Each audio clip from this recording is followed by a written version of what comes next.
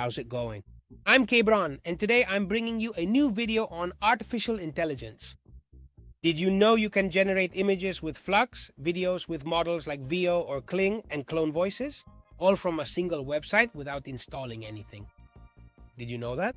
Well, today I'll explain how File.ai works. So if that sounds good to you, let's get into it, okay? Basically, first things first. File.ai isn't an AI in itself.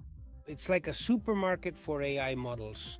Instead of having to go to a Flux site, then to Kling for video, then to another for audio, File.ai brings them all together in one place with a single account.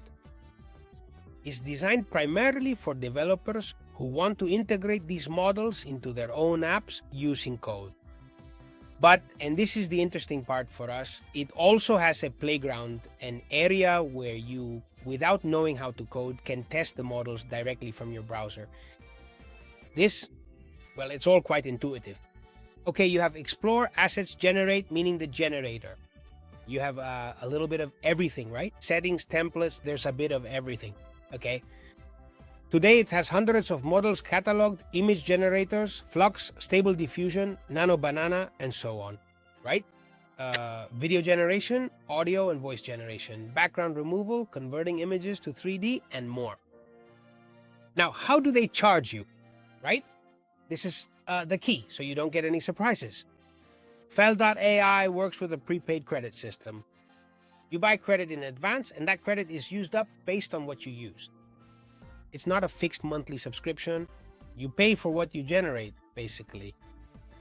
So that's how it is, okay? There you top up $20, top up. Here it tells you approximately 800 images. $50, approximately 2,000 images using Flux, okay? $10, 400 images custom. You can put in whatever you want and top up, well, the amount you want, of course. So, well, that's how it works. You pay, it's a kind of prepayment. And here's the part I like best. They only charge you if the generation is successfully completed.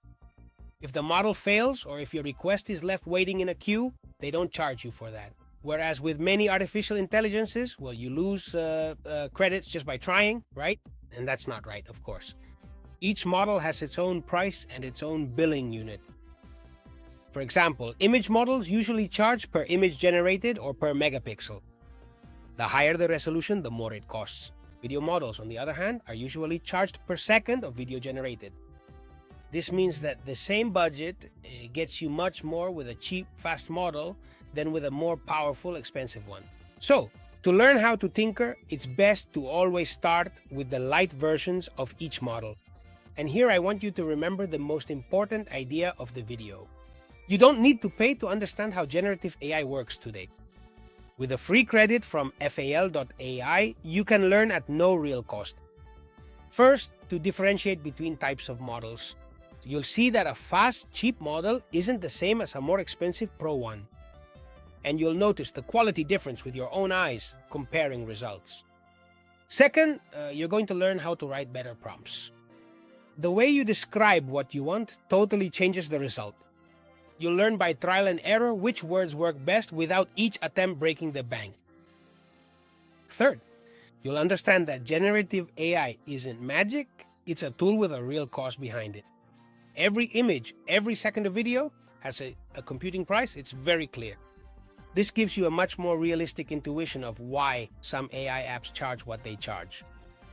And fourth, at some point you might be interested in programming. You'll be able to see how each model in the playground also has its code version ready to copy and paste into your own project. I'm telling you, it's quite interesting. This, and also intuitive, of course, right? It's true that right now, well, I have it here in English. You can use a translator to put it all in Spanish if you're not comfortable with English. But it's very intuitive, and I think it can be useful for you, okay?